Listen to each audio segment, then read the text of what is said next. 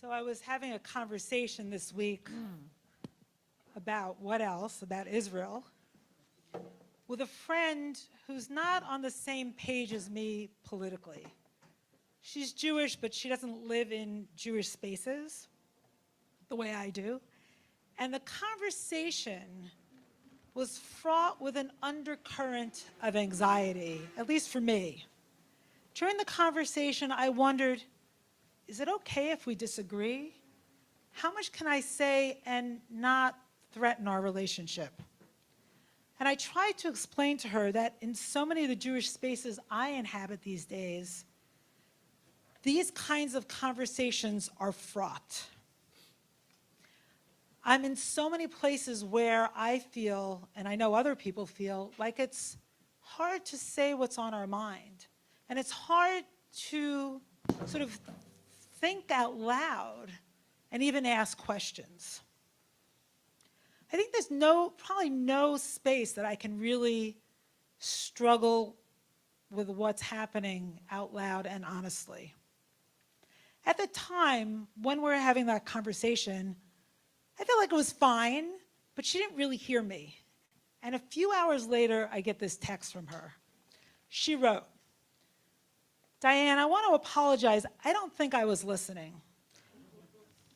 When you spoke about how hard it is to talk about Israel and Gaza in the Jewish community, it must be very painful. Solidarity between groups which had and have common cause is now at risk. And it's awful, and it's sad, and painful all around. And maybe the most important thing to do, which I don't think I did well, is just to listen and wait for a time when people can take a step back." Receiving this made me tear up. Her acknowledgement of the pain I was in, how much pain we are all feeling. And I just have to say that when I talk about the pain that we're feeling, I know it's nothing compared to what is happening in Israel and also in Gaza. Like, I feel it's so hard to say anything because what we're going through is actually relative safety, and that is a huge privilege. And yet I still feel like I want to name the pain that we're feeling and the loneliness that many of us are feeling. So her acknowledgement of my pain created a space in me in which I felt like we could both be who we were, where we did not have to diminish ourselves for the sake of agreement.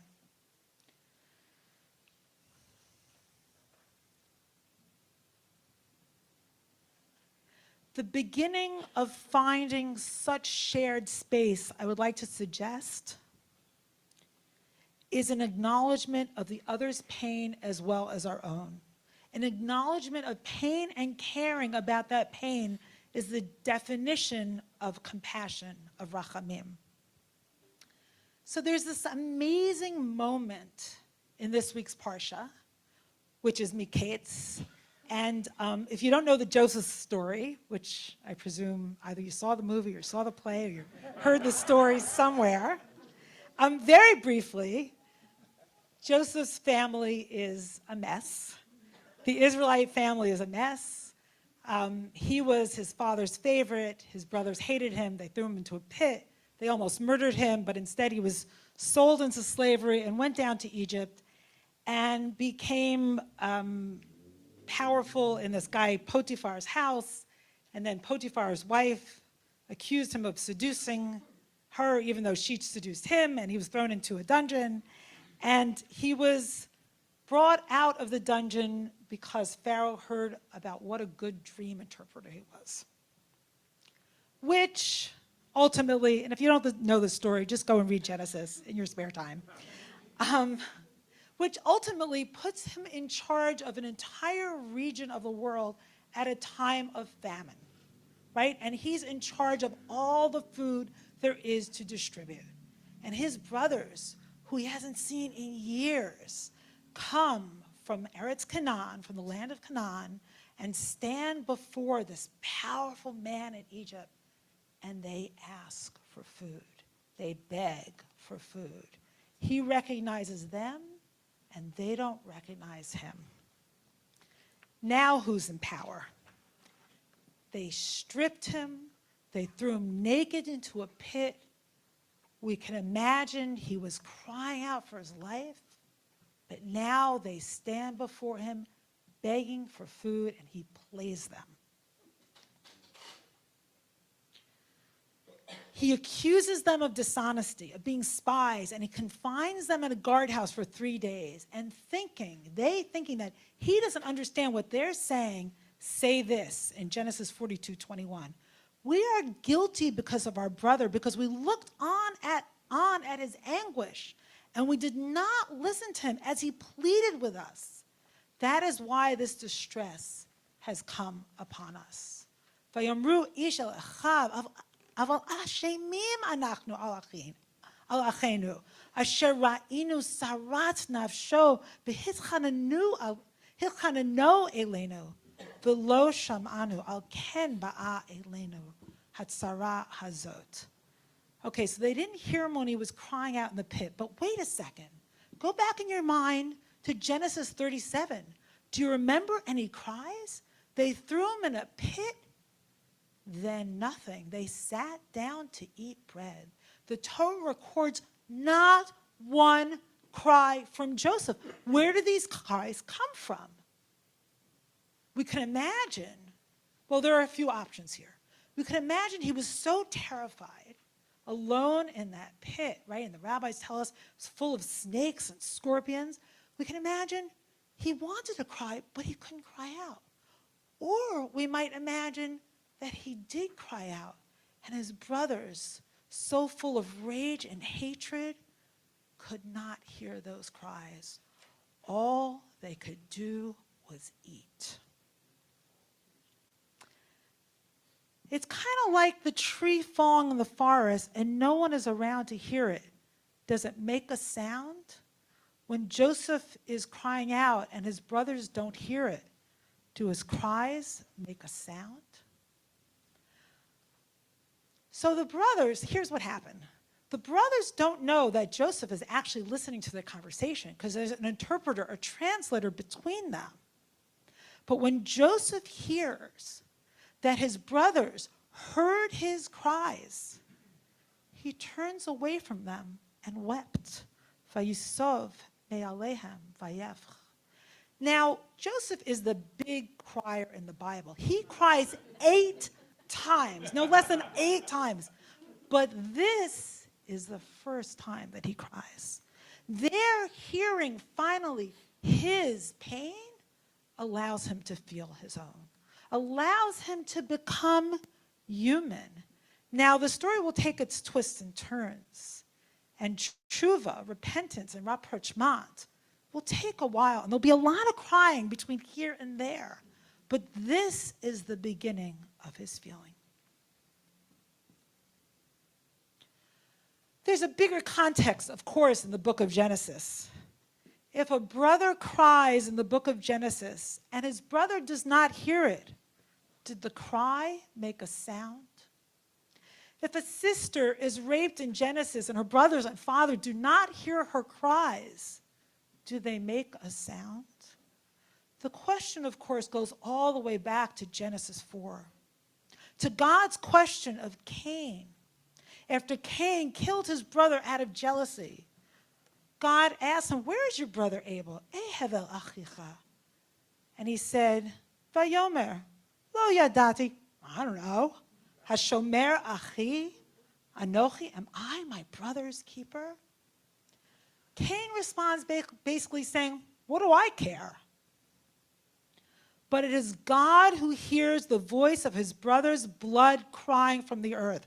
God says, "What have you done? Your brother's blood cries out to me from the ground." Vayomer me'asita kol demei achicha zoakim elai min ha'adama. If a tree falls in a forest and no living creature hears it, does it make a sound? If a human cries from a pit or in prolonged captivity, or an orphan child cries from under endless rubble. Do these cries sound? Maybe if God hears it, maybe. I'm wondering. I honestly don't know. So back to our scene. The brothers finally hear their brother's cry retroactively, which is amazing. Joseph's cry is no longer silent. Even the Torah, it seems, had silenced Joseph's cries when he was in the pit.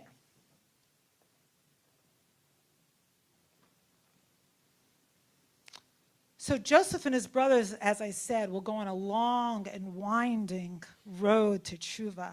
There'll be lots of crying.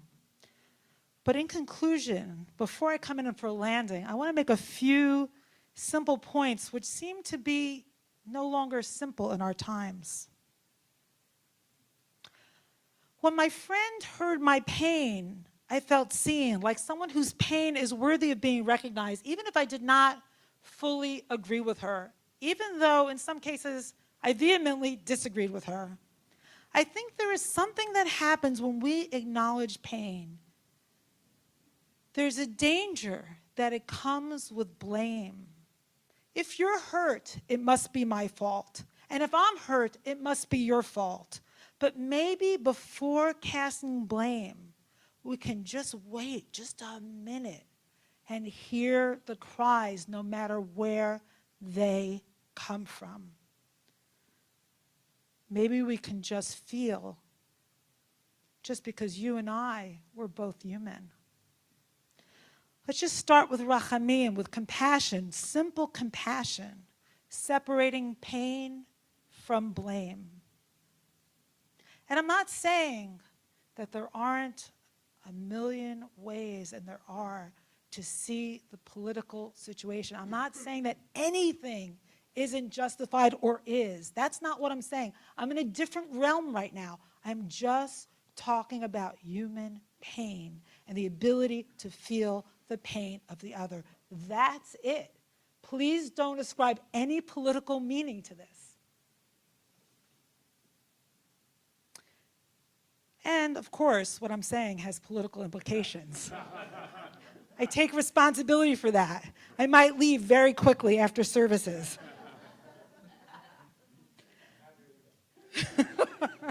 I'm leaving town. I'm going to Israel on Sunday. You won't be able to find me. So maybe if we remove this blame thing, we can increase our capacity to hear the cries of the other. The cries from the pit that are begging to be heard, to sound. Endless human cries right now are begging to be heard, are wanting to sound, cries of grief, cries of anguish, terror, horror, despair.